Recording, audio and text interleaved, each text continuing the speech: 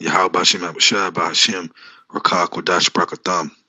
Hey, brother, just a spiritual message, man, to really pay attention to. You know, the spirit of trimming ain't gonna stop. It's been revealed. The spirit of trimming and pushing trimming is not gonna stop. You know, so don't be simple. Don't take things personal. Really balance and understand the things that's being said, man. This is not about control from brother to brother, but it's about obedience from you to Yahweh Shema Shai. You got to work out your own salvation with fear and trembling. You know, there's a lot of things that's just not expedient. And you got to look in the mirror and admit it to yourself, man. Stop making excuses, man. Excuses don't mean shit, okay? Excuses ain't going to help you elevate. What's going to help you elevate is to look at it and say, you know what? This is not unlawful for me to do, but it is not expedient. And you have to understand that, man. Stop trying to zone in and say, well, that brother, brother's different, man. Fuck all that, man. We understand brothers have their own personality and brothers are different. But when something that's being said to you, for you to examine on something that's not expedient to do, and if you were to cut that off, it would help you, man. Just take the advice. Just take the advice, man. Don't ruin the advice. You know what I'm saying? Be mindful that Yahweh Shema Shai is pushing that vibration. Always know what time it is in the spirit. It says a spiritual man judges all things. So if you spiritually paying attention, you're not going to think like, well, that brother, no. You know how you're going to think when something is said to help you? You're going to be like, okay, you know what? Let me examine that, man. See if I can pull that off because I know it's going to help me, man. That's what it's about, man. So just take heed and don't take nothing personal, man. Okay? A lot of times a brother takes something personal because he convicted in his own spirit because he know the shit he doing is turn up his whole fucking time. He don't have the time he need to elevate because he's absorbed in something. Don't put that on other brothers. Deal with that within yourself, man, and allow the message of trimming to ride. Shalom. Hey, Shalom, Makiam, Shalom. Call halal, Yahweh Ba'ashem, Yahweh Shai Ba'ashem, Rakah Kadash, on us, and double honors to the apostles and the elders of Great Millstone, on us, and much peace, love, and salutations to you, Akim, out there, pushing the word in sincerity and truth. This is the brother Ariala. This sit down is going to be called Sober Up, literally. And when I mean sober up, I'm literally talking about excess of wine, excess of strong drink, and the mindset that comes behind it. A lot of times we talk about getting us a drink, we talk about drinking wine, but I want to exhort Akyam and admonish brothers to be mindful of moderation, to be mindful of the state of mind that they're in. If you're having to have a drink every single night to go to sleep, if you're having to drink yourself to sleep, you need to consider that there is deeper issues going on with you, and stop blaming the world for your lack of confidence in the spirit. A lot of times when we come into this truth, brothers go into a state of depression, and it's because they're not forward focused. It's because they're not focused on what the scriptures is leading you to obtain. They're focused on more on what you're giving up instead of what you're gaining. And so I want to talk about that briefly and touch in on that. I want to start off with this scripture, and Lord willing, this is edifying. Brothers can add any other precepts to the comment board or do a reply video if you like. This is the book of 1 John 5:2. It says, by this we know that we love the children of the Most High, when we love the Most High and keep His commandments. For this is the love of the Most High, that we keep His commandments, and His commandments are not grievous. For whatsoever is born of the Most High overcometh the world. And this is the victory that overcometh the world, even our faith. Who is he that overcometh the world but he that believeth that Yahweh Shai is the Son of the Most High? And so I'm stating this scripture to lean in on Coming to this truth shouldn't be an overwhelming grievousness of the mind to where it just leads you into overwhelming depression. Like, oh man, these curses, man, Jake wicked, man, my baby mama, every single night, because you're not focused on the hope and salvation that comes along with the duty and occupation of this ministry. When you come into this knowledge and this truth, you should be uplifted. You should be happy. You should be comforted that there's a way out of this thing, man. You should be graciously and fervently enthusiastic about the salvation that is provided by Yahweh's sacrifice, man. Okay? And so a lot of times, you first come into the truth, the first year or two, Jake, you might have a sip every now and then, but once you get into the end of the second and going to the third and fourth year of being in this truth, you just start drinking like crazy. You just start, every night is a wine night, every night is a tequila night, and what happens is it's ruining your active day. And you don't feel like it is, but it's slowing you down more than you think. Your mind is clouded. You can't focus on progression. You're forgetting a lot of things. You're making a lot of mistakes in your daily life, and you're missing out on things because you don't have a sober mind, because your mind is clouded from really alcohol poisoning or slight alcohol poisoning, man. So this is an admonishment to fall back on that. I want to read a couple of scriptures and kind of get some mindset out of it. This is the book of Proverbs chapter 20 verse 1. It says, wine is a mocker, strong drink is raging, whosoever is deceived thereby is not wise. Okay? Because Jake, a lot of times we say, the Lord drinks screw, the Lord drink wine. That don't mean Lord was just drunk every goddamn night, man. Just because the Lord drank wine don't mean it's okay for you to just ridiculously get faded every 7 days out of the week, or even if it's 5 days out of the week, man. You gotta have things in moderation. You gotta be sober minded, man. A lot of mistakes and things that you do with the brothers, things that you say that you shouldn't have said, things that you did that you shouldn't have done with the brothers, okay, with your wife or with your children or with your family members, with your co-workers, things that happen at your job. If you waking up in the morning drinking, that's a problem. Okay?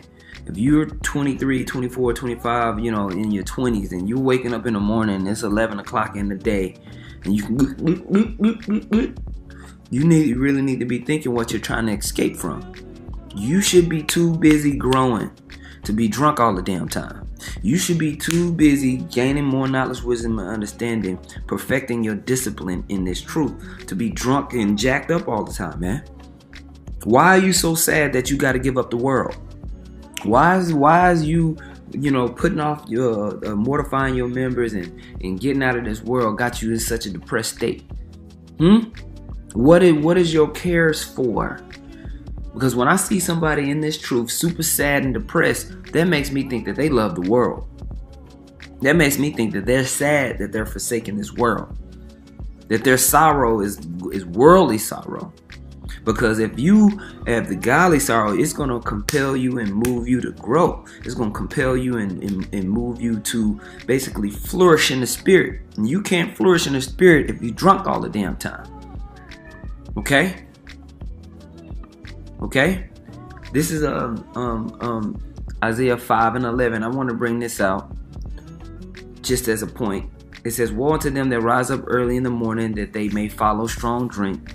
They continue until night, till wine inflame them. And the harp and the viol and the timbre and the pipe and wine are in their feast, but they regard not the work of the Lord, neither consider the operation of his hands. Okay? You see, you can't focus on growing in the spirit if you're constantly at the bottom. That is something that needs to be controlled. And you need to look at yourself if you're listening to this video and strongly consider what mindset that you're in. Okay?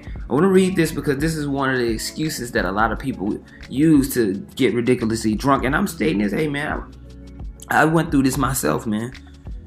I went through, had to check myself, man. To the point to where I don't buy alcohol really during the week.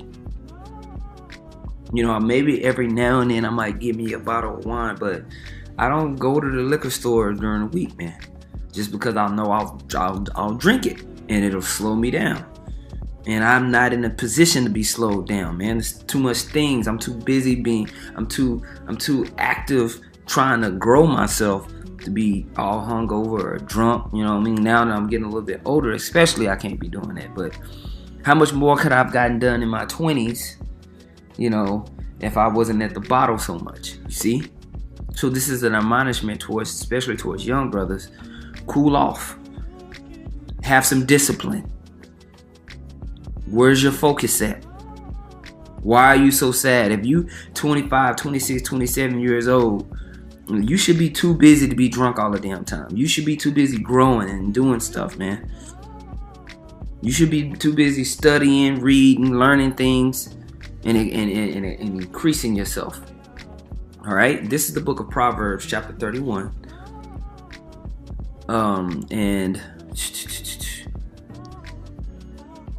And 4, it says, "It is not for kings, O Lemuel."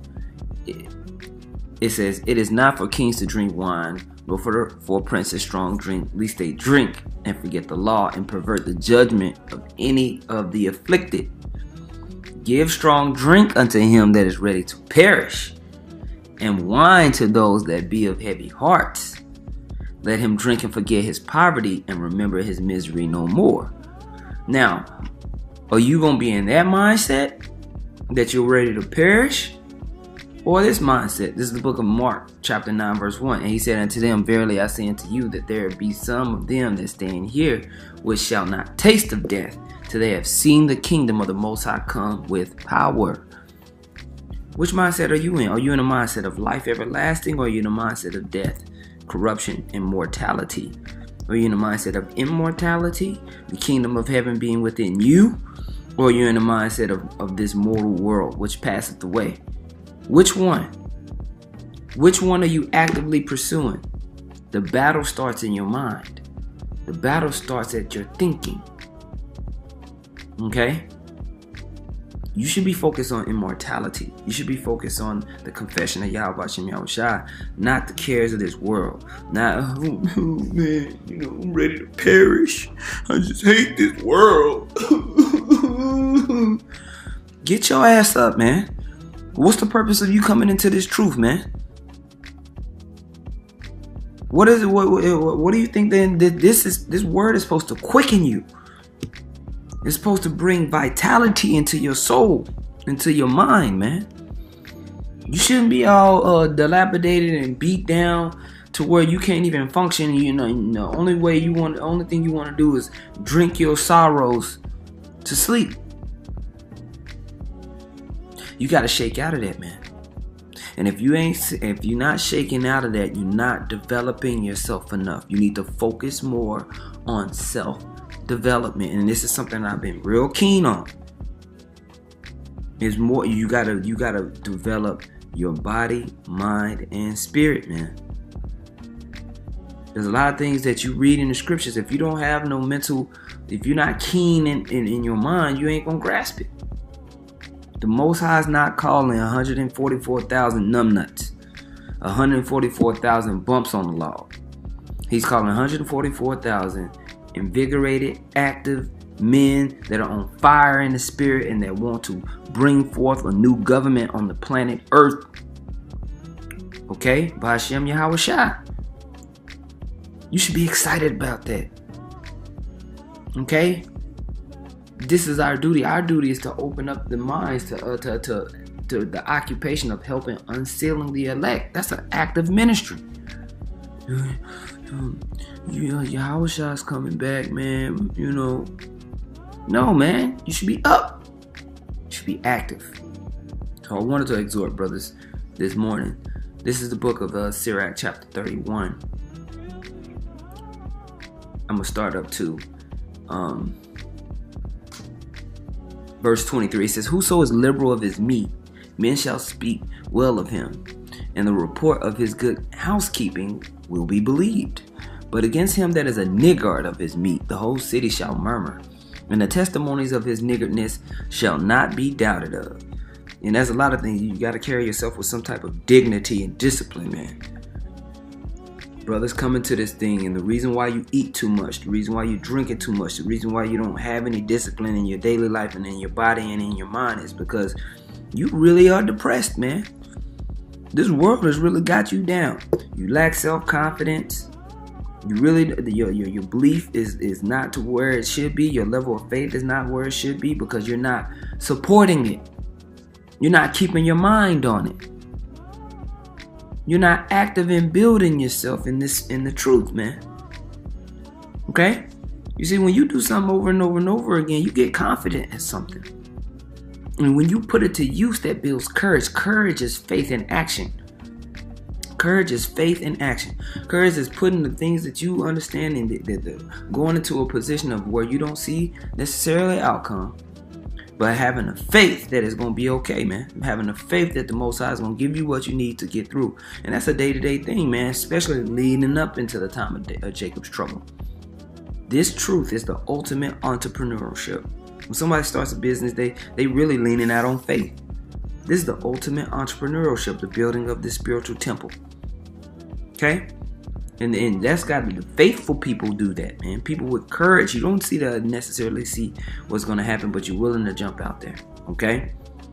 Now, if you lacking those things, if you sad about things that you putting off in this world, and you worried about what you can't do, you worried about what's been polluted by this world. This world going to burn up, man. That should make you happy. This world is going to be ended.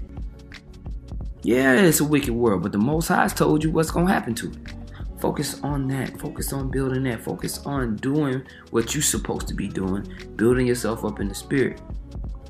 And that'll reduce depression and worry and indecisiveness and all those other things. Okay?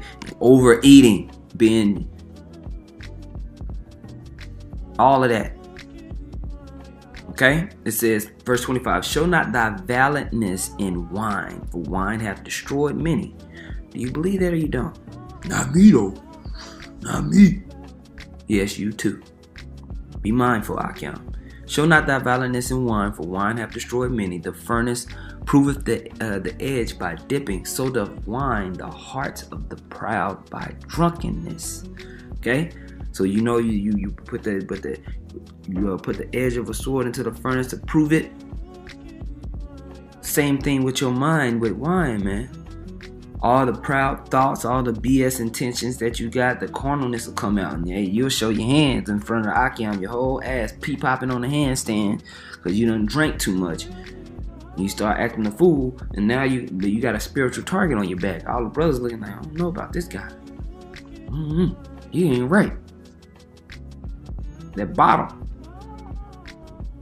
Verse 27 says, wine is as good as life to a man, if it be drunk moderately. What life is then to a man that is without wine? For it was made to make men glad. Okay? Wine measurably drunk in season bringeth gladness of the heart and cheerfulness of the mind. But wine drunken with excess maketh bitterness of the mind, with brawling and quarreling. Drunkenness increaseth the rage of a fool till he offend. It diminishes strength and maketh wounds. Right? Rebuke not thy neighbor at the wine, and despise him not in his mirth. Give him no despiteful words, and press not upon him with urging him to drink. Okay? So I just want to read about that, man. Brothers, make sure you're not going too hard on the bottle. It should not be just a day-to-day thing. You're drinking yourself to sleep every night. That's a problem. It's a big problem. Okay?